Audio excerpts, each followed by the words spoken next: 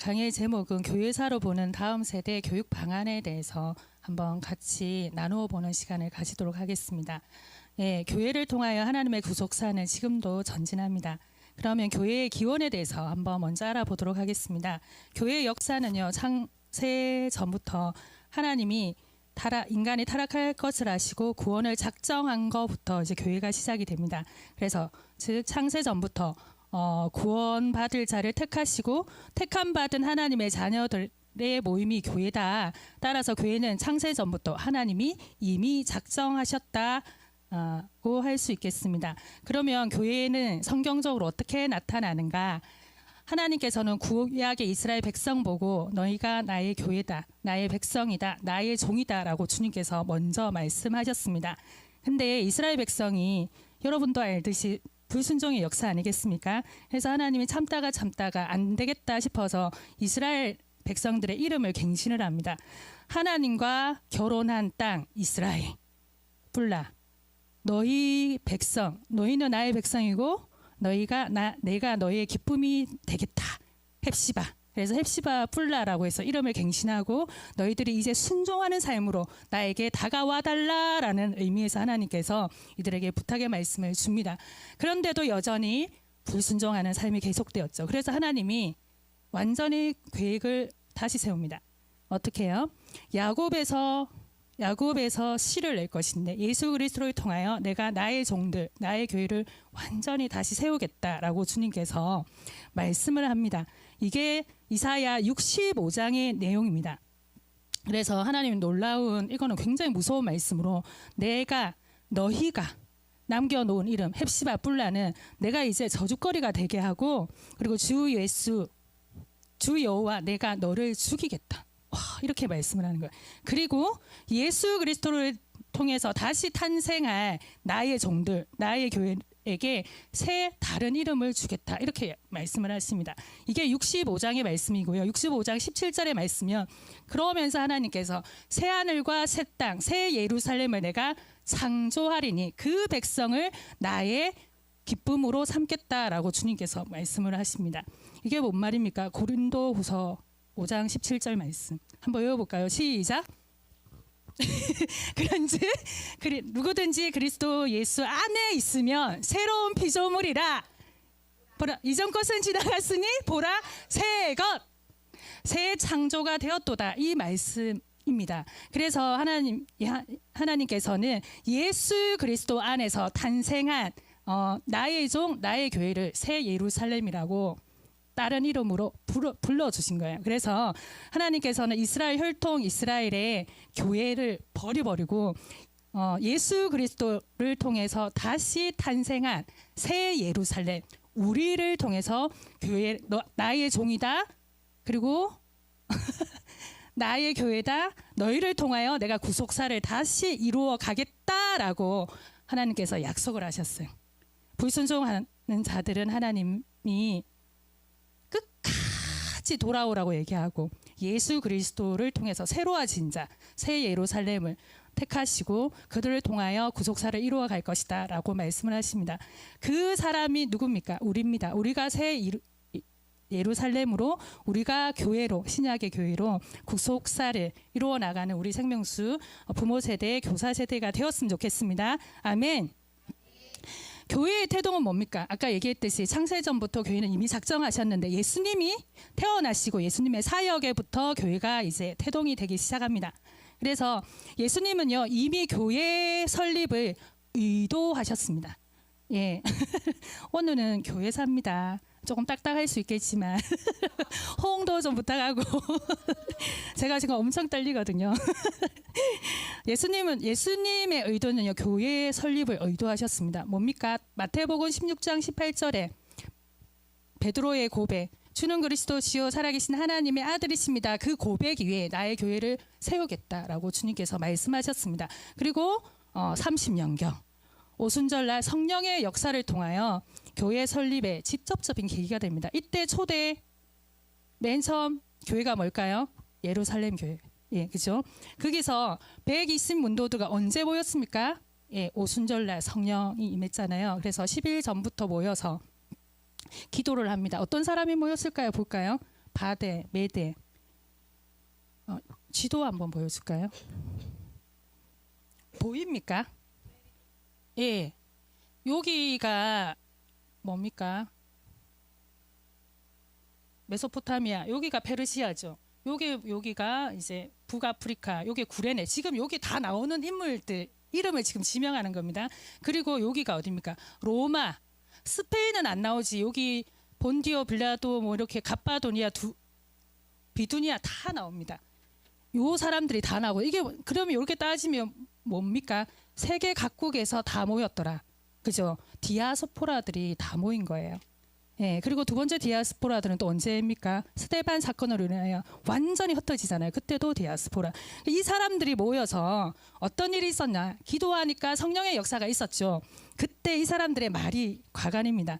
우리의 각 언어로 하나님의 큰일이 뭡니까? 복음이죠. 복음을 듣는 게 각 언어로 하나님의 큰일을 말함을 우리가 듣도다. 굉장히 놀라는 거죠. 12사도가 하나님의 하나님의 큰일을 복음을 그냥 자기 나라 말로 이렇게 얘기하는데 각 나라 언어로 다 들리는 거예요. 이게 뭡니까? 성령의 역사인 거죠. 뭐를 우리가 연상을 할 수 있겠죠? 바벨탑 사건. 바벨탑이 무너질 때 언어 때문에 다 흩어져 버렸잖아요. 근데 성령의 역사가 딱 오니까요. 언어가 하나가 되는 거예요. 그래서 각 사람들이 뿔뿔이 흩어져서 복음을 듣고 그때부터 복음이 확장되기 시작합니다. 아멘. 이렇게 해서 교회가 AD 30년에 교회가 직접적으로 설립이 되었습니다. 자, 넘어가겠습니다. 근데 이때 사도 바울이요. 이게 무슨 일이냐 사람들이 막 이상하게 여기니까 이게 요엘이 얘기하는 성령의 역사가 아니겠느냐. 이제 예수가 그리스도다라고 얘기하면서 예루살렘과 유대와 사마리아 끝까지 우리가 복음을 전해야 할 것이다라고 했는데요. 이때 돌아온 숫자가 얼마입니까? 예? 3,000명이 들어왔잖아요. 한 번의 설교로 성령의 역사가 있고 한 번의 설교로 3,000명이 들어왔는데 그때 예루살렘의 숫자가요. 인구가 한 25,000명이에요. 그냥 25,000명에서 3,000명이 돌아왔다면 엄청난 숫자가 돌아왔죠. 근데 오순절이잖아요. 오순절 날은 이제 3대 절기 중에 하나니까 70만 명이 예루살렘에 왔단 말이에요. 그렇게 따져도 한 번의 설교로 3,000명이 돌아왔고 마음에 감동이 됐다. 이건 성령의 역사 아니고는 안 되는 거죠. 그죠? 이때부터 이제 본격적으로 이제 교회가 세워지게 됩니다. 자, 사도행전은요. 교회가 지금 세워졌잖아요. 30년에서 60년대를 보여주는 최초의 교회사라고 할 수 있습니다. 사도행전이 교회사입니다. 최초의 교회사입니다. 그리고 최초의 교회는 아까 제가 뭐라고 했습니까? 예루살렘 교회라고 했습니다. 자, 이들이 성령을 받고 가장 먼저 한 일이 뭡니까? 베드로도 그렇고 복음을 전하죠. 성전 미문에서 복음을 전하고 빌립도요 사마리아에서 복음 전하고 사도 바울도요 성령이 오고 바로 회심하고 바로 복음 전하러 갔잖아요. 이게 이제 성령의 역사라고 할 수 있겠습니다. 자, 1차 전도 여행 BCD 안토역에 가서 1년 동안 복음을 딱 전하잖아요. 2차 전도 여행 네아폴리를 딱 가서 빌립보에서 딱 내려와서 고린도에서 1년 6개월 동안 2차 전도 여행을 시작을 합니다. 그리고 3차 전도 여행은 어디입니까? 여기 어디죠? 여기 아닙니까? 여기 에베소 여기 있죠. 에베소 지역에서 여기 소아시아 지역에서 3년 동안 두란노 서원에서 복음을 전하고요. 그리고 자기가 이제 돌아봤던 2차 전도 있잖아요. 지역 헬라 지역에 여기 헬라 지역 있잖아요. 여기 헬라 지역에 가서 3개월 동안 머물면서 로마서를 기록합니다. 로마서 뭐 복음은 이런 것이다라고 또 적었지만 로마서 15장에 보면 내가 너희들에게 방문하기를 원한다. 그리고 내가 서바나가 어디입니까? 스페인에 가서 복음 전할 때 너희들이 나의 동역자가 되어다오라고 부탁하는 내용이 나옵니다. 뭘로? 연보로. 뭘로? 기도로. 조금 도와달라라는 부탁하는 내용을 로마서를 보내고 이제 예루살렘에 갑니다. 근데 예루살렘에 갈 때 뭐라고 합니까? 많은 사람들이 가면 결박된다, 죽는다, 가지 말라고 그랬죠. 근데 이제 이 바울은요 갑니다. 나의 달려갈 길, 나의 사명, 조금도 나의 생명을 귀한 것으로 여기지 아니하고 나는 복음 전하러 가겠다 하고 예루살렘에 올라가죠. 그때 무슨 일이 있었습니까? 많은 공회가 열렸잖아요. 기억나십니까? 공회는 뭡니까? 엄청난 고관들한테 이 사람이 복음을 전하기 시작합니다. 누굽니까? 총독도 있죠. 그리고 대제사장 아나니아도 있고, 그리고 헤롯 대왕, 그 당시 아그리빠, 그런 사람들한테 복음을 전하게. 놀라운 거 아닙니까? 우리가 대통령들한테 복음 한번 전해볼 수 있겠습니까? 근데 그런 기회를 하나님이 주셨다는 거예요. 근데 그런 기회가 주어졌을 때 담대하게 하나님의 말씀을 전한 사람이 사도 바울이었어요. 그리고 이제 가이사랴 감옥에 2년 동안 갇히고 로마행을 가잖아요. 그때 하나님이 높은 고관들에게 복음을 딱 전했을 때 하나님이 뭐라고 하나님 음성을 주셨냐면, 네가 지금 높은 사람한테도 복음 전했듯이 로마에 가서도 담대하게 복음을 전해다오라는 성령의 음성을 듣게 됩니다. 그래서 더 담대한 마음으로 자기가 이제 로마행 가죠. 그때 베스도가 네가 적은 말로 나를 전도하려고 하는구나 이러면서 네가 상소하지 않았으면 더 좋았을 뻔했다. 그리고 로마행을 보내봅니다. 이게 우연일까요? 하나님의 어떤 섭리 아니겠습니까? 그죠? 그래서 4차 전도 여행이 이제 가는 거죠. 4차는요, 로마에서 2년 동안 옥에 갇히면서 끊임없이 복음을 전합니다. 누구한테? 유대인한테. 누구한테? 지금 저한테 저 혼자 떠드는 거 맞죠? 누구한테? 이방인한테 끊임없이 복음을 전합니다. 아멘이십니까? 자, 여기서 5차 전도 여행 한번 볼까요? 성경에는 5차 전도 여행 없습니다. 사도행전은요 4차 전도 여행으로 끝나지만 5차 전도 여행이 서바나에 전도를 했을까요? 했을까요? 모르겠죠. 했을까요? 한 분이라도 대답해 주시면 제가 속 시원하게 한번 얘기해 줄게요. 했을까요? 예, 했습니다. 그걸 어떻게 우리가 알 수 있냐면 옥중서신 아시죠? 옥중서신 4가지랑 목회서신을 비교해 보면 서바나에 갔다는 걸 우리가 120% 확신 가운데 추정을 할 수 있는 거예요. 자, 옥중서신의 빌립보서에 보면요, 내가 죽을지 내가 살아서 돌아갈지는 알 수 없지만 내가 지금 하나님 앞에 가도 나는 여한이 없다, 이런 내용이 나오면서 그럼에도 불구하고 내가 빌립보 너희들에게 가기를 원한다 이러거든요. 목숨이 아깝고 목숨이 두려워서 그런 게 아니라 그 사람들은요 복음을 조금 받았어요. 왜냐하면 핍박이 너무 많아서 빨리 고린도로 내려와 버렸잖아요. 그리고 견고하게 교회를 세우기 위해서 가기를 원한다고 했거든요. 근데 나중에 보면 내가 너에게 갈 것을 확신하노라 이렇게 나오거든요. 그러면 순교할지 안 할지 모르는 어떤 긴박한 상황이 빌립보서에 나타나 있습니다. 근데 이제 빌레몬서에 보면 내 옷과 내 집을 거처를 마련해다오라는 내용이 나옵니다. 이게 뭡니까? 석방할 것을 확신을 하거든요.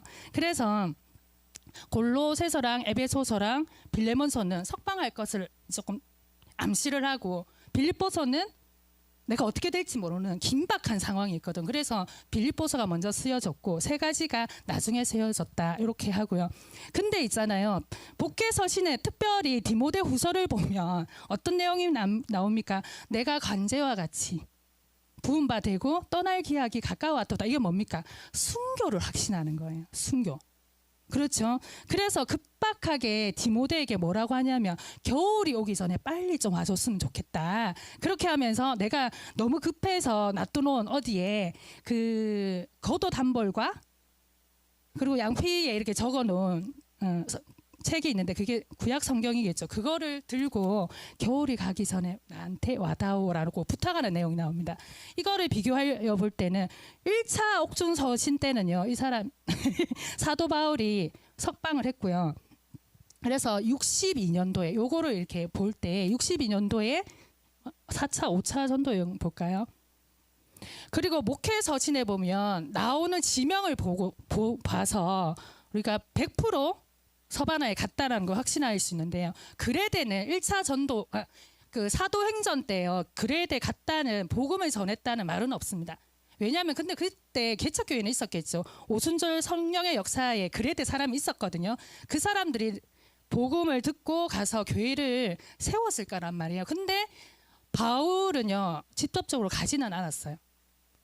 사도행전 28장까지 읽어봐도 그런 내용은 없습니다. 그냥 미향에 들려서 그리고 강풍 때문에 이렇게 밀려간 그 한마디가 있지 없어요.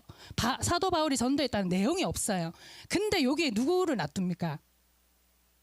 디도를 놔두죠. 목회자로. 그리고 에베소에 가서 목회자로 누구를 놔둡니까?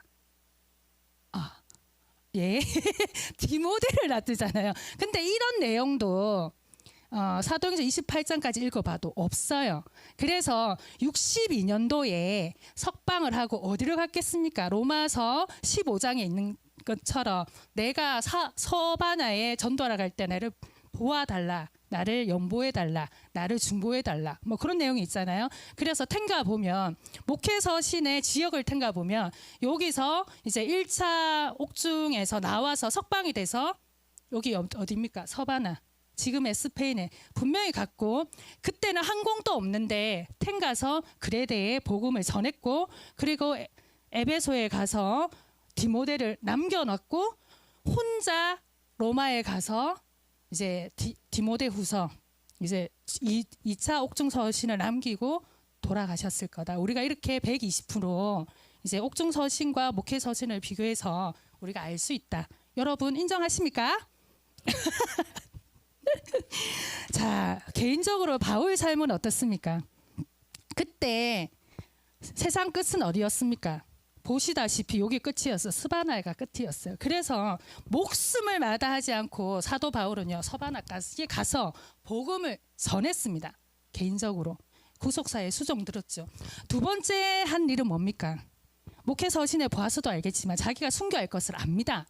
그리고 디도하고 내가 복음으로 낳은 디모데야 이러면서 안타까운 마음으로 다음 세대에게 교회를 잘 세워주고 교회를 잘 전수하는 내용이 나오잖아요. 안타까운 심령으로. 왜냐하면 디모데가요 몸이 약했어요. 그리고 나이도 작았어요. 몸도 약하니까 네가 제발 몸 관리 잘하면서 그리스도의 피로 세운 교회를 잘 전수해다오.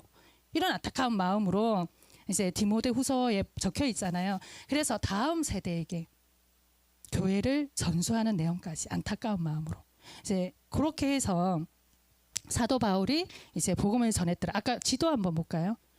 그래서 있잖아요. 엄청나게 기독교가 팽창합니다. 이 땅을요 다 사도 바울이 전도한 건 아니지만 이만큼 전도가 되었어요. 언제까지요? 325년.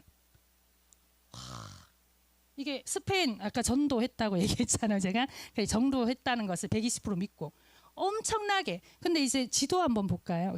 그 로마 요거 그 다른 지도 한번 볼까요? 이게 로마 지도망입니다. 이거 도로망입니다. 도로망. 야, 도로망을 통해서 복음이 다 전거된 거 지금 보이십니까? 두 개 비교하면.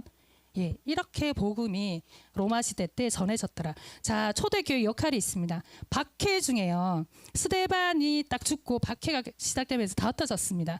그리고 325년까지 아까 그림, 아까 지도 이만큼 다 복음이 확장됐어요. 야.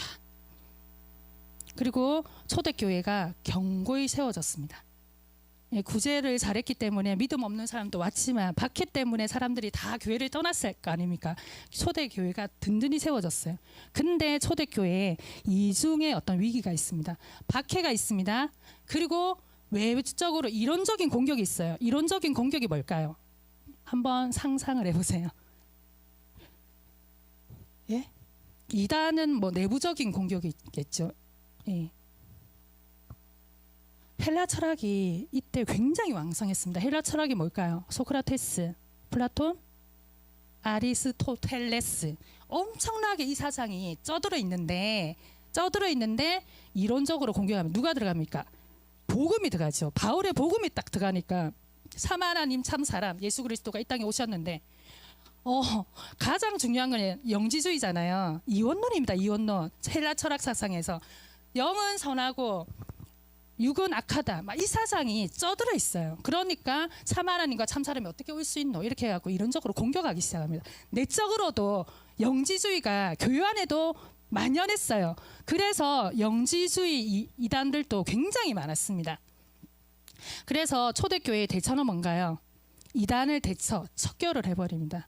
왜냐하면 하나님이 예수 그리스도가 세운 이 교회를 고수해야 되기 때문에. 그래서 사도 전통을 유지 계승하기 위해서 성경을 빨리 수납을 합니다. 인정을 합니다. 성경 자체는 누구십니까? 정경 자체는 누구십니까? 하나님이시잖아요.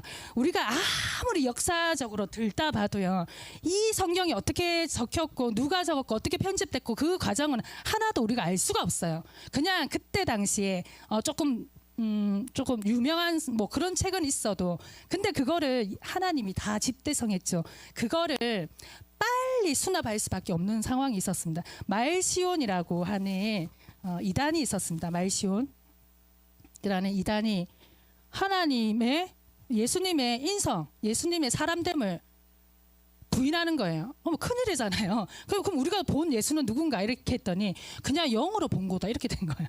그러니까 완전 영지주의에 쩔어 있잖아요. 근데 그 사람이 뭔 역할을 했냐면 누가복음하고 바울 서신만 정경으로 결정을 해버린 거예요. 그러니까 교회에서 깜짝 놀라서 빨리 우리가 성경을 결정하자 하고 5세기까지 성경이 우리가 수납이 된 겁니다. 아시겠어요? 그리고 아까 얘기했지만 참 하나님 참 사람 예수님을 인정하지 않으니까 이거 고백 엉망진창이잖아요. 이때 사도신경이 나왔습니다.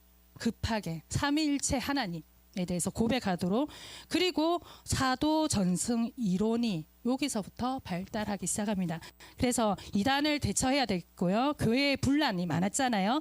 그래서 교회의 통일성, 교회를 질서를 세우기 위해서 엄청나게 초대교회가 노력했더라. 여기까지 넘어가겠습니다. 그러면 초대교회의 잘못한 점이 뭘까? 분명히 잘못한 점이 있었기 때문에 그러니까 중세교회가 바로 연결되지 않았겠습니까? 잘못한 게 있었어요. 근데 잘못한 게 아니라 실질적으로는 그 말을 중세교회가 인용을 한 거예요. 이용을 한 거예요. 그래서 이단도 척결을 해야 되고 교회를 바로 세워야 되기 때문에 질서가 엄청 중요했더라. 그러면서 이제 아까 그 지도 한번 볼까요?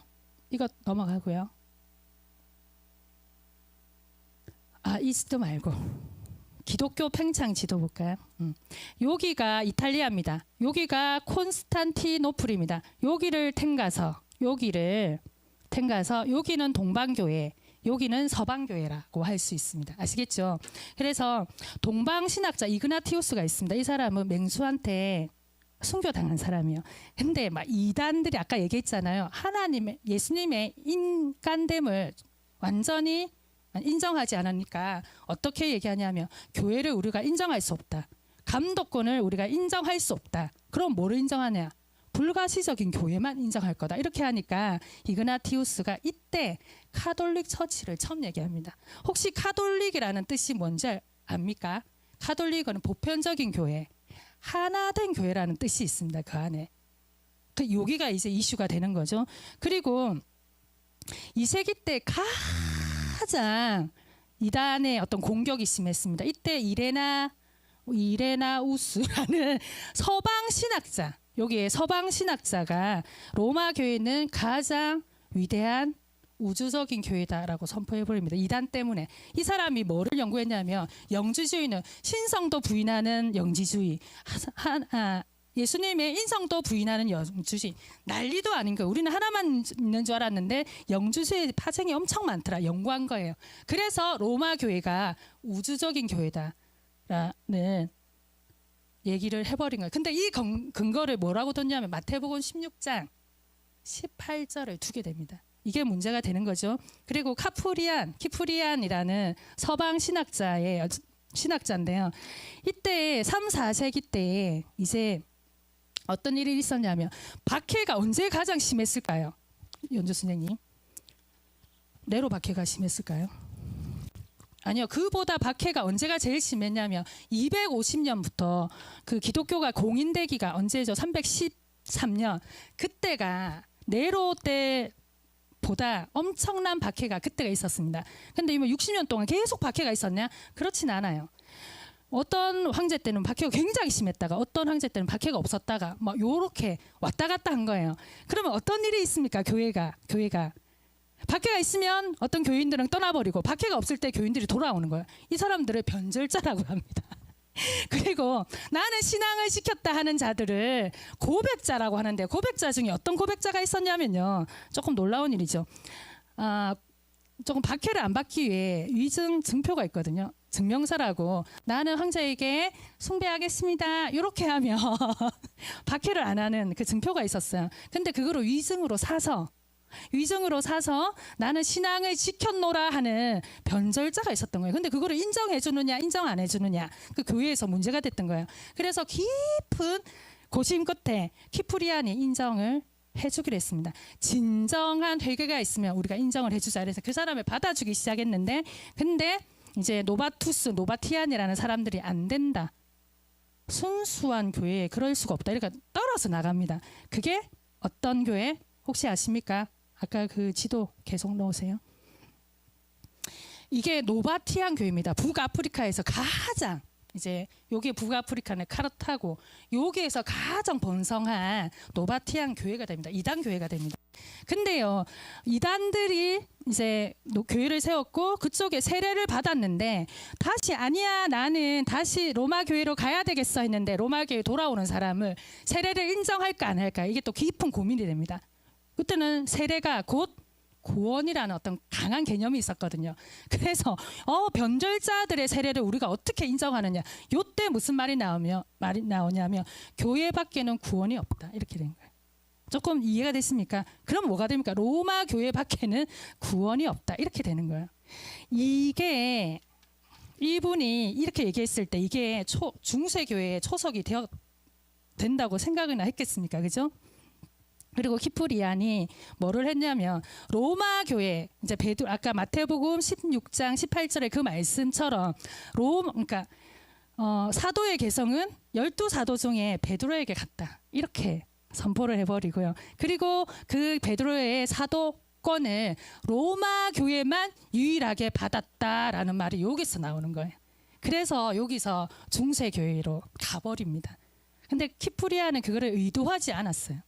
예, 그래서 성경에 보면요, 감독하고 장로가 나오잖아요. 동격이에요. 근데 이런 말 때문에 감독제를 상위로 올려버립니다. 그래서 감독제가 나오고요. 그리고 대감독제가 나옵니다. 대감독제는 뭐냐면 여기에 여기가 이제 동방교회라고 했잖아요. 예루살렘 교회, 안디옥 교회, 여기 콘스탄티노플 교회, 여기 알렉산드리아 교회가 역사적으로 이름 있는 교회잖아요. 그 교회를 대감독 제도라고 하고, 그리고 로마 교회는 자칭 교황 제도를 세웁니다. 하나님이 이거를 의도하셨을까요? 하나님은 말씀, 사도권이 뭡니까? 우리가 아는 사도는 뭐예요, 집사님? 우리가 아는 사도는 뭡니까? 아니, 다 한번 얘기해 주세요. 괜찮아요. 틀려도. 제 혼자 하니까 힘들어서 그래요. 힘듭니다. 사도는 뭡니까? 사도. 하나님의 말씀을 선포하고 하나님의 말씀을 가르치고 교회를 세워야 되는 거잖아요. 근데 사도적인 제도를 만드는 거예요. 인간 제도, 교황 제도, 감독 제도를 만들어 버린 거예요. 참 통탄할 노릇입니다. 그렇게 해서 최초로 교황이 된 사람이 누구냐면 그레고르 1세입니다.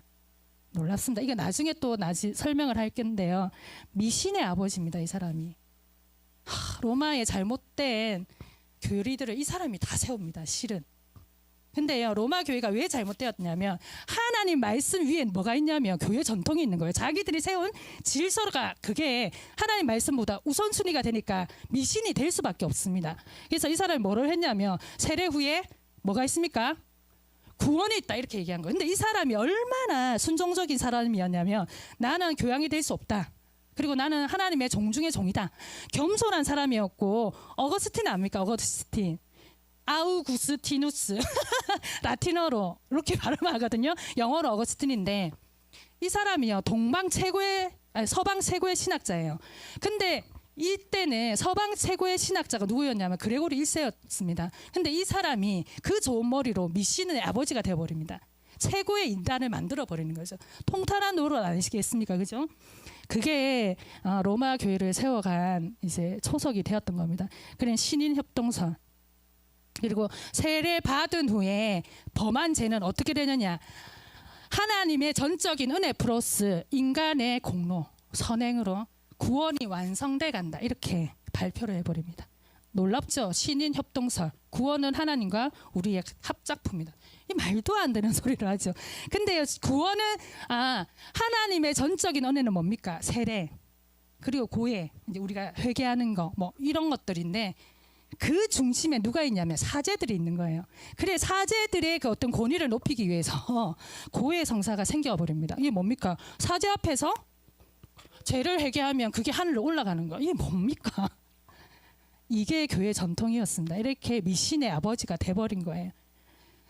또 하나 더 얘기할 거예요. 그거 미사 있잖아요. 그거 우리가 하나님의 예수님의 떡과 피와 살을 우리가 기념하는 거잖아요. 근데 은혜의 수호자 사제가 딱 하면 떡과 포도주가 예수님의 살과 피로 바뀐대요.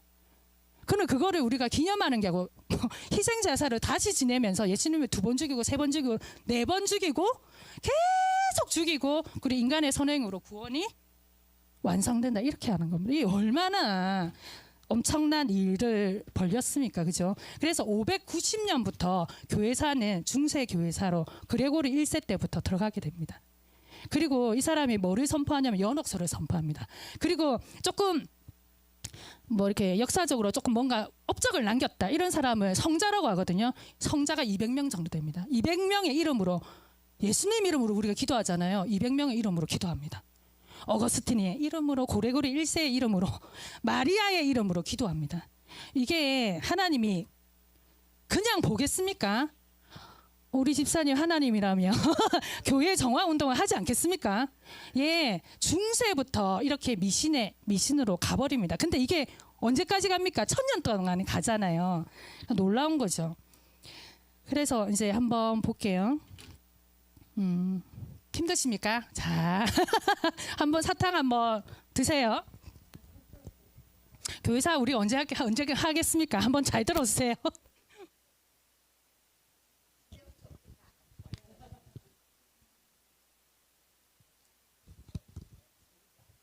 그리고요, 아까 동서교회라고 했잖아요. 여기 콘스탄티노플 교회를 중심으로 동방교회, 여기를 서방교회라고 합니다. 그거 이제 개념 원래 알고 계셨죠? 원래 알고 계셨는데 또 한번 제가 하는 거죠. 자, 눈도 한번 뜨시고 그리고 이제 동서방 교회가 갈라집니다. 이게 하나님이 교회를 사도를 하나님의 말씀으로 견고하게 세우고 가르치라고 하나님이 주셨는데 이상하게 이용을 하죠. 자, 로마 주여 어디입니까?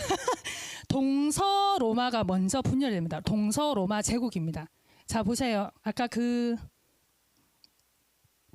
여기가 로마죠. 여기가 교황청이 있는데요. 330년에 콘스탄틴 황제 아시죠? 콘스탄틴 황제. 문 좀 열까요? 저도 굉장히 더운데요, 지금. 콘스탄틴 황제가 콘스탄티노플 자기 이름을 따서 여기에 국가 권력을, 국가 도시를 여기에 수도를 옮겨버립니다. 그러면 로마에 뭐가 있습니까? 교회 권력이 로마에 있고 콘스탄티노플 자기 이름을 딴 요 도시에 국가 권력이 있습니다. 근데 뭔가 로마 요쪽에 뭔가 문제가 있을 때 빨리 올 수 있을까요? 없을까요? 못 옵니다. 이게 요 지도라 봐서 한 발자국이라고 생각하겠지만 엄청난 거리예요. 못 와요. 여기가 문제가 됩니다. 이제 콘스탄티노플이 황제가 여기를 더 로마화, 팍스 로마화 시키기 위해서 옮겼는데 요 로마를 동로마 제국, 여기를 서로마 제국이라 하는데요. 동로마 제국을 뭐라고 합니까? 역사 잘 공부하셨죠? 요때 비잔틴 제국이 됩니다. 동로마 제국이 비잔틴 제국이 돼요. 서로마 제국은 역시 그냥 로마 제국입니다. 근데요, 동로마 제국이 이때부터 부강을 하기 시작합니다. 근데 서로마 제국은 150년 뒤에 망해버립니다. 누구를 의해서? 역사 잘하신 분, 게르만 민족의 이동에 의해서. 여기 온갖 고트족, 발달족, 로마, 프랭크족 다 로마로 서쪽으로 와서 공격을 합니다. 전쟁을 일으킵니다. 그래서 150년 뒤에 476년에 서로마가 완전히 망해버립니다. 예. 그리고 아까 이제 비잔틴 제국이요. 넘어가세요. 이거 나중에 주시고, 여기 아까 비잔틴 제국이 서로마가 망하니까 땅을 차지하고 싶잖아요. 그래서 더 제국을 이루어서 로마까지 요까지 다 차지합니다. 아까 그 위에 그거를 보여주십시오. 근데 여기 쪽에 교황이요, 영적인 지도자뿐만 아니고 전천후가 되어야 했어요. 왜냐하면 국권이 저기 있기 때문에 빨리 못 옵니다. 근데 이들은 금방 쫓아오거든요. 전쟁이 계속 일어나니까 교황이요, 정치적 지도자까지 같이 합니다. 근데 이게 하나님의 섭리일까요? 중세 교회사를 따지고 보면 하나님의 섭리는 아닌 것 같은데 교황들이 가서 전쟁할 때마다 이겨버립니다. 와, 놀랍죠? 그래서 로마 사람들이 어떻게 인식을 하냐면, 베드로 사도 계승은 로마 교회 감독이 확실하다 인정을 해버리는 거예요. 그래서 로마 교회가 카톨릭 처치가 될 거야 라고 인정을 해버리면서 그레고리 1세도 가서 전쟁을 하거든요. 이겼습니다. 그리고 돌아와서 자기를 스스로 나는 교황이다 추대를 한 거예요. 아까 그 그레고리 1세가. 놀랍죠? 요때부터 중세교회로 서서히 왔다가 들어가 버리는 겁니다. 미신. 1000년 동안. 예, 그렇게 하고, 이게 로마 제국인데요. 로마 제국, 그리고 여기서 가장 강대국이 플랭크족 한번 볼까요? 게르만 족 중에서 플랭크 왕국이라고 있습니다. 이 왕국이 유럽을 거의 이제 정복 전쟁을 합니다. 누구를 등에 업고? 교황을 등에 업고. 그래서 이 사람이 교황을 등에 업고 유럽 전체를 기독교화 시킵니다. 무력으로. 그리고 그때 요 땅에, 로마의 땅에 누가 이제 게르만족이 있었냐면 롬바르트 게르만족이 있었거든요. 그를 사르마뉴가 격파를 시켜버립니다. 그리고 이스라엘 땅, 이탈리아 땅도 다시 회복하고 자기 땅은 이만큼 회복하고 이렇게 된 거예요. 근데 로마 이제 교황청을 등에 업고 했잖아요. 그래서 이탈리아 3분의 2 땅을 교황한테 줘버립니다. 그래서 그게 신성 로마 제국이 된 거예요. 아시겠죠? 그리고 800년에 신성 로마 제국을 자기가 이루었잖아요, 교황이. 그래서 사르마뉴한테 황제의 관을 덮어줍니다. 그리고 황제다라고 명해줍니다. 이게 무슨 의미가 있을까요? 연주 선생님. 동로마 제국하고 서로마 제국 완전히 갈랐으면. 왜냐하면 황제는 여기 콘스탄티노플에 있잖아요. 근데 여기 황제 다시 세워서 완전히 갈라지는 계기가 되었다. 아시겠죠? 그래서 서로마는 아주 여기서부터 중세 교회사가 1000년 동안 시작이 되었다. 그리고 자동적으로 동방교회, 서방교회도 갈라집니다. 자, 한번 볼까요? 예루살렘 교회가 세워졌습니다. 그리고 복음이 320년 동안 완전히 확장됐어요. 그 지도 다시 한번 보여줄까요?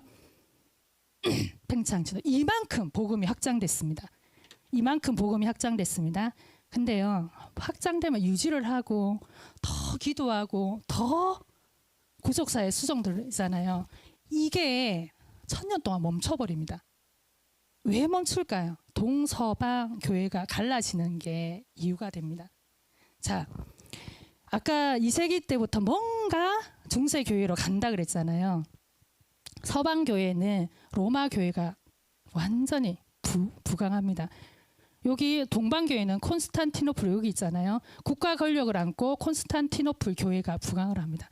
야, 누가 더 높냐 수익권을 놓고 싸웁니다. 계속 싸웁니다. 누가 쳐들어오는지도 모르고 계속 싸웁니다. 그럼 이제 이들의 이론은 뭐냐면 사도 계승은 로마 교회만 받았다. 근데 동방교회는 역사적으로 이름이 있는 아까 그 내교회가 감독이 동등하다. 요거 가지고 싸우는 거예요. 이게 뭡니까? 인간이 세운 제도 가지고 하나님의 역사는 온데간데 없고 싸우는 거예요. 그렇게 싸웠습니다. 그리고 언어도 문제가 됐습니다. 한 600년 때는 600년 아시죠? 우리가 지금 몇 년도예요? 2024년 600년도일 때는 여기가 헬라어밖에 못하는 거예요. 근데 이쪽은 라틴어밖에 못하는 거예요. 교류도 실은 석연합니다. 왜냐하면 언어가 안 통하니까. 예, 그렇게 됐고요. 가장 결정적인 거는 성상 논쟁이라고 뭡니까? 성상 논쟁이 뭐지? 성화를 하느냐 안 하느냐 요거를 놓고, 근데 동방교회는요, 아까 제가 뭐라고 했습니까? 영지주의가 승행했다 있잖아요. 그래서 신성인 예수님이 있는데, 흰성인 예수님보다 신성인 예수님은 약간 더 싸고 있다. 원래 참 하나님 참 사람이잖아요. 신성이 조금 싸고 있다. 이게 단성론입니다. 단성론자들이 일어나기 시작합니다. 그래서 그 사람들을 이단으로 내몰아 쳤습니다. 내몰아 쳐서 어디 갔습니까? 이집트에 가서 콥틱 교회를, 단성교회를 지었거든요. 그럼에도 불구하고 동방교회는 여전히 그 이론 사상이 있습니다. 그래서 성상은 없애라. 성상을 없애라. 그래, 성상을 철회해야 된다. 왜냐하면 잠깐 내가 잃어버렸어요. 성상을 철회하자. 왜냐하면요. 성상을 철회하자. 왜냐하면 이게 뭡니까? 신성인 하나님이 가시적인 하나님으로 우리가 성상을 할 수 없다. 이거 철회합니다. 근데 동방교회는 뭐냐? 참 하나님, 참 사람을 인정하니까 성상을 통해서 우리 하나님 앞에 더 나아갈 수 있다. 이렇게 된 거예요. 그래서 이 성상 문제 때문에 1054년에 언제입니까? 1054년에 교회가 동방교회, 서방교회 완전히 갈렸습니다. 그래서 이름도 바뀝니다. 서방교회는 로마교회를 중심으로 로마 가톨릭 처치, 모든 교회는 로마교회로 통한다. 이 이름을 고수를 했고요. 여기 동방교회의 이름은 히랍교회, 그리스 정교회 들어보셨습니까? 그리고 동방정교회 들어보셨습니까? 예, 그 교회로 완전히 갈랐습니다. 근데 동방정교회는 우리가 있는 거 아십니까? 천주교는 있는 거 아시잖아요. 솔직히 발전을 못했어요. 발전 못한 이유가 이슬람이 초토화시킵니다. 나중에 하겠지만 이슬람이 초토화시키고요. 그리고 이슬람이 초토화실 때 비잔틴 제국이 언제 망하냐면요. 1453년에 누가 옵니까? 오스만 투르크 이슬람권을 몰고 옵니다. 그때 비잔틴 문화도 완전히 망합니다. 이건 나중에 얘기하겠습니다. 넘어가시고요. 자, 590년부터 중세교회가 들어갔잖아요. 완전히 이단 교회가 됐잖아요. 교회가 하나님이 가만히 있겠습니까?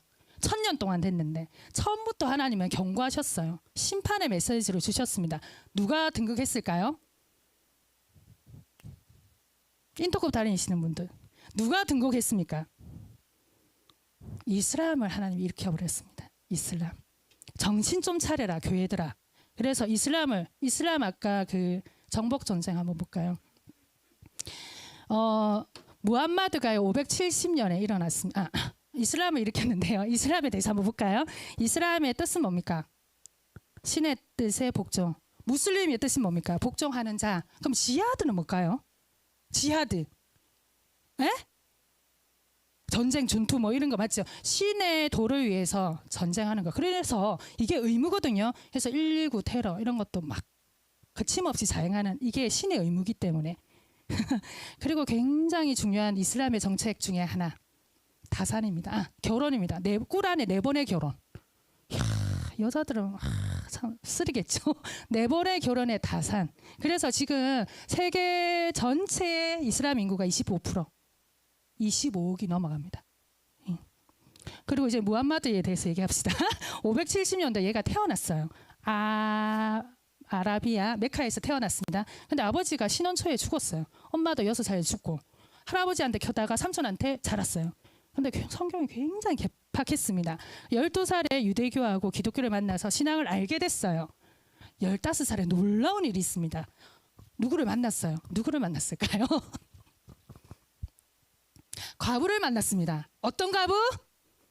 돈 많은 과부. 이게 문제가 됐어요. 돈 많은 과부를 만났는데 뭐 할 게 없으니까 기도를 했겠죠. 기도 생활 열심히 한 40살에 이제 계시가 온 거죠. 그래가 지가 이제 선지자가 된 거예요. 예수님도 선지자, 자기도 선지자. 이렇게 된 겁니다. 근데 그게 이제 포교 활동을 하려니까 밀어내는 거예요. 메카에서, 사우디아라비아에서. 그래서 메카에서 메디나로 이동을 합니다. 622년 6월 16일에 이동합니다. 이게 이제 이슬람의 기원이 됩니다. 그리고 8년 후에 어떻게 되냐면 놀랍습니다. 여기서부터 여러분들 기절하지 마세요. 놀라운 일이 있습니다. 여기를 다 1년 만에 아라비아를 다 장악해 버립니다. 뭘로? 공권력으로 전쟁으로 다 장악해 버립니다. 이렇게 장악하고 이까지 장악을 했어요. 여기서 끝나면 되는데 우리 초대 교회 거점 다 장악합니다. 사람 미칩니다. 이거 완전히 피 끓는 거죠. 여기 다메섹 있잖아요. 다메섹, 다마스쿠스. 여기 635년에 장악합니다. 그리고 요 이스라엘 있잖아요. 638년에 장악합니다. 그리고 여기 초대교회 유적지 다 장악합니다. 알렉산드리아 이쪽에 641년에 장악합니다. 그래 이슬람권으로 지금 초토화된 거잖아요. 지금. 그리고 요게 콘스탄티노플로 가려니까 이때 600년 되는 이때는 굉장한 제국이었어요. 못 갔어요. 그래서 이들이 어디로 갔냐면 카르타고 뭡니까? 리비아 지금 북아프리카로 갔습니다. 697년에 갔어요. 그리고 서유럽을 장악하기 위해서 지브랄트 해협이라고 있대요. 732년에 어디로 갔냐? 투르 전쟁이라고 하는데 여기에 갔습니다. 이때 프랭크 왕족 누구냐? 마르텔 장군이 일어나서 해격권을 격파시킵니다. 그래서 불행 중 다행인지 유럽에는 진출을 못했습니다. 아멘. 그래서 여기를 정말 있잖아 100년도 안 되게 다 장악해버렸습니다. 여기가 자기들이 아랍 문명을 일으키고요. 이제 1000년대에 어디로 가냐면 콘스탄티노플로 갑니다. 이제 이것도 이슬람화 시키기 위해서 마지막 기독교 온상지 아니겠습니까? 이쪽으로 이제 진출합니다. 이때 황제가 뭐라고 했냐면 교황청에 요청을 합니다. 우리 좀 도와달라. 요청을 하면요. 지각이 있는 교회면 제대로 된 군대를 보내서 이스라엘을 격파시켜야 될 거 아닙니까? 이때 무슨 사건이 일어납니까? 십자군 이때 일어납니다. 놀랍습니다. 십자군 전쟁은 이슬람하고 전쟁이거든요. 교황이요 면죄부를 일으킵니다. 아까 구원하고 이렇게 하면 구원이 완성된다 했잖아요. 성지 순례를 가면 너네가 지금까지 지은 죄가 다 사해진다. 이렇게 주의 이름으로 다 일어나는 거죠. 왜냐하면 그때 신앙심밖에 없었잖아요. 잘못된 신앙이라도 십자군이 완전히 일어납니다. 그래서 따다다다 어디고 로마 여기서 이제 막 진출을 합니다. 주의 이름으로 여호와의 이름으로 주의 영광으로 갑니다. 콘스탄티노플. 근데 거짓된 거예요. 황제가 보니까 이거는 군인이 아닌 거예요. 그래서 손을 탁 털어버립니다. 근데 자기들은 신앙심으로 왔잖아요. 잘못된 신앙이라도 왔잖아요. 주의 이름으로 해갖고 성을 탈환을 합니다. 그러면 그 어렵게 탈환한 성을 잘 이슬람에서 기독교로 잘 보존을 해야 될 거 아닙니까? 어떻게 하냐면 우리의 성지는 예루살렘이다 하고 예루살렘에 내려가는 거예요. 요 성을 놔둬놓고 어디입니까? 예루살렘. 이것도 엄청난 거리잖아요. 예루살렘에 내려가는 게 문제가 되었습니다. 누가 이슬람권인 줄 알고 누가 기독교인지 모르고 다 죽여버립니다. 기독교인, 유대인들, 이슬람 사람들 다 죽여버립니다. 그래서 신앙심으로 예루살렘도 탈환은 했어요. 근데 뭐가 문제일까요? 엄청난 거리로 왔잖아요. 식량이 문제예요. 자기들은 먹을 거를 받고 성을 다시 넘겨주고 로마로 갑니다. 그러면서 무용담이 이제 하나님이 우리를 승리하게 했다. 무용담이 일어나잖아요. 그러니까 면죄부, 성지순례 탈환 막 이래갖고 2차, 3차, 5차, 6차, 7차 교황하고 황제는요. 손 뗐는데요. 그냥 민중으로 그냥 자꾸 십자군이 일어났는데 이게 문제가 됐습니다. 이슬람이 한번 망했는데 가만히 있을까요? 무력으로 똘똘 뭉치죠. 그래서 2차, 3차, 5차, 6차, 7차까지도 다 집니다. 다 져버렸습니다. 근데 그냥 지면 되는데요. 사람들 가면서 다 죽여버려요. 십자군 전쟁. 본질은 온데 관계없고 이슬람 사람만 죽여야 돼. 그것도 웃기잖아요. 근데 유대인들, 기독교인들 다 말살시킵니다. 그래서 십자군 전쟁이 거의 200년 동안 됐어요. 그리고 이슬람이 이제 콘스탄티노플을 칩니다. 최후 왕전 1453년. 처음에 콘스탄티노플 생길 때는 거기에 도성에 50만 명이라는 사람이 살았어요. 근데 막 얼마나 십자군 전쟁에 초토화가 됐는지 마지막에 최후왕전 올리세요. 1453년 최후왕전. 여기요. 마지막에는 5천 명도 안 남았어요. 그리고 십자군 때문에 왕래한 로마 사람들이 2천 명, 7천 명만 남고 오스만 투르크 누굽니까? 술탄 회격군을 몰고 완전 격파를 시켜버리죠. 성소피아 성당 완전 해칠됐습니다. 여기 이제 주교가 어디로 내뺐냐면 망명 갔는데 러시아로 갔습니다. 뭐 이것도 이제 동방정교회가 잘하지 못한 이유가 되는데 1917년에 뭐가 일어납니까? 볼셰비키 혁명이 일어나죠. 그래서 로마 그게 뭐야 공산당이 일어나서 더 이제 못 자랐던 이유가 됩니다. 우리 아까 그 이슬람 진출 한번 볼까요? 초대교회 아까 팽창했던 거 그 지도를 한번 기억하시고 요거를 한번 보세요. 이제는 요거까지 전부 다 콘스탄티노플이라는 그게 이제 오스만 투르크가 장악하면서 이스탄불이 됐잖아요. 지금 터키 이스탄불이 뜻이 뭔지 아십니까? 이슬람의 도성. 기독교의 온상지가 이슬람의 온상지가 돼버렸습니다. 통탄할 노릇이죠. 그래서 기독교에 끼친 영향이 뭘까요? 내가 이거를 얘기하고 싶습니다. 자, 이들이 단시간 안에 정복할 수 있던 건 무력입니다. 그리고 포교 전쟁 가운데 현실적인 보상을 그대로 줬습니다. 돈을 주고 세금도 면제해주고. 그러니까 이 사람들이 용기를 얻고 사기가 등천해서 계속 전쟁을 한 거죠. 그리고 이슬람 교리가 쉽더라. 아까 우리가 뭐 영지주의 때문에 교회들이 초토화됐잖아요. 그때 교인들이 이슬람 이거 포교로 다 넘어갔습니다. 그래서 그리스도인들이 이슬람 이렇게 교리가 쉽기 때문에 다 개종을 했더라 이런 얘기가 있습니다. 그리고 교회에 준 영향이 있습니다. 초대교회 거점 이제 지도 놔두세요.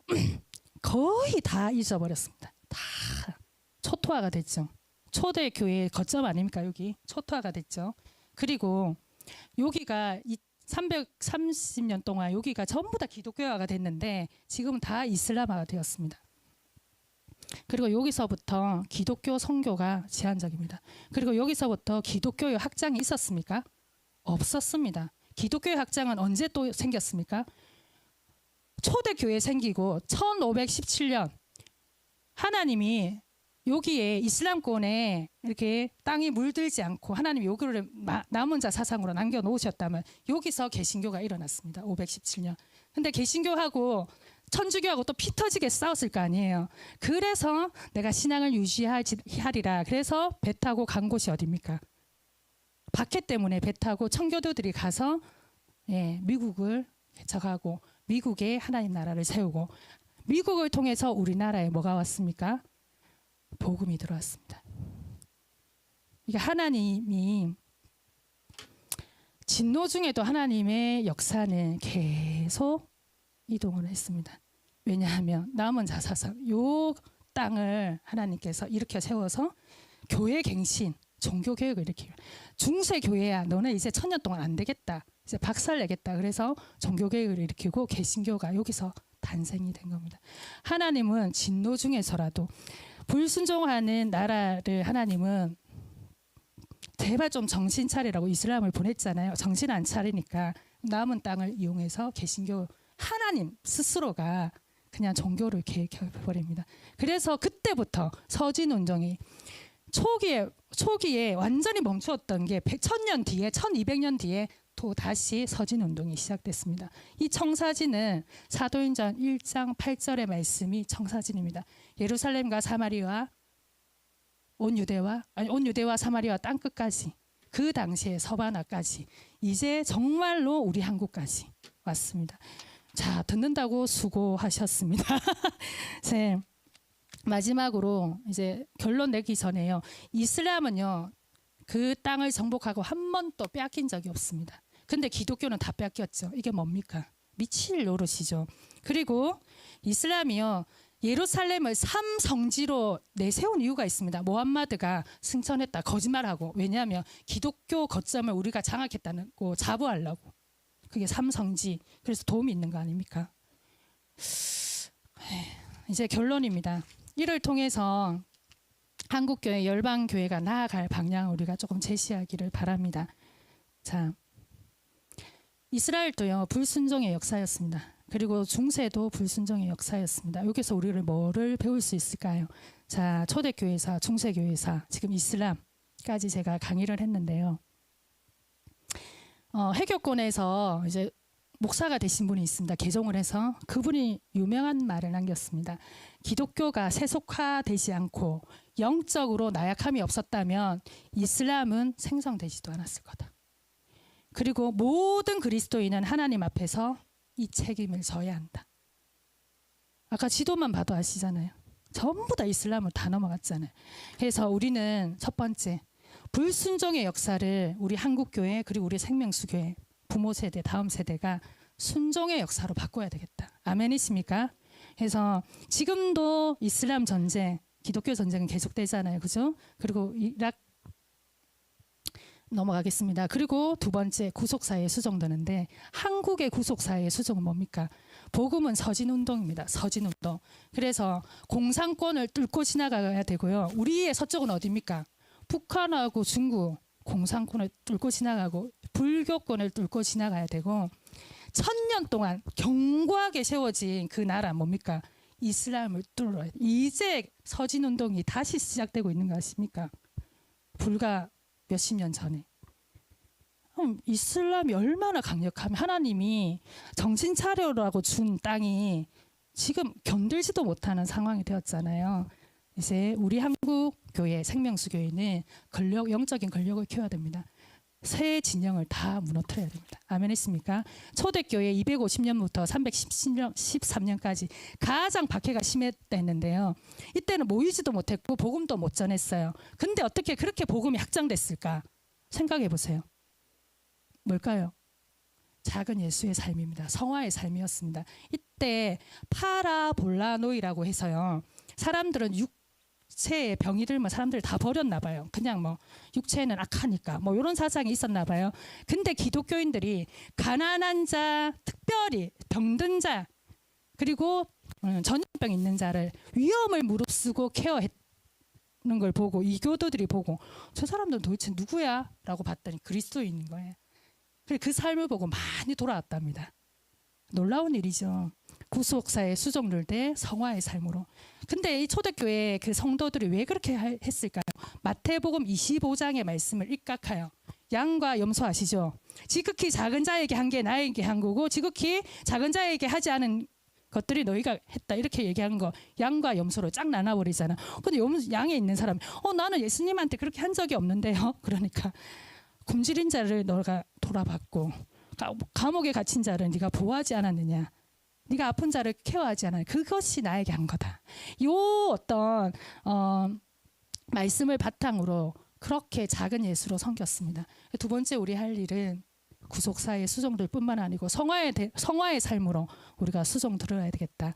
그리고 세 번째, 사도 바울이요 애타는 심령으로 다음 세대에게 교회를 부탁을 했죠. 우리 생명수교회 30대 손 들어보세요.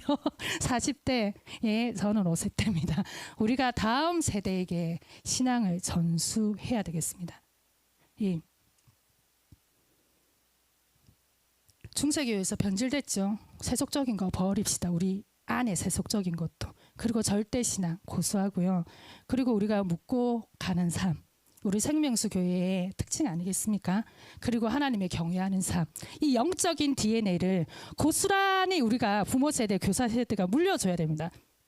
아시겠죠? 그리고 우리 교회의 오중직임, 예배, 능력전도 이 DNA를 물려줘야 됩니다. 그리고 단기적인 전략으로 이제 초동부가 뭐하죠? 어하나 예배로 전환을 했습니다. 그리고 초동부가 기도 가운데 1년을 계획을 했습니다. 그 전략을 나몰라라 하지 마시고 이제 부모 세대가 교사 세대가 다음 세대를 일으키고 그리고 하나님의 영광 돌리는 일에 게을리하지 않고 최선을 다하는 게 우리가 할 일이라고 생각합니다. 예, 교회사 들어주신다고 너무 감사했고요. 어려운 부분을 너무 잘 들어주셨고 여기서 기도 제목을 제가 뽑았습니다. 이제 기도하고 마치도록 하겠는데요. 기도합시다.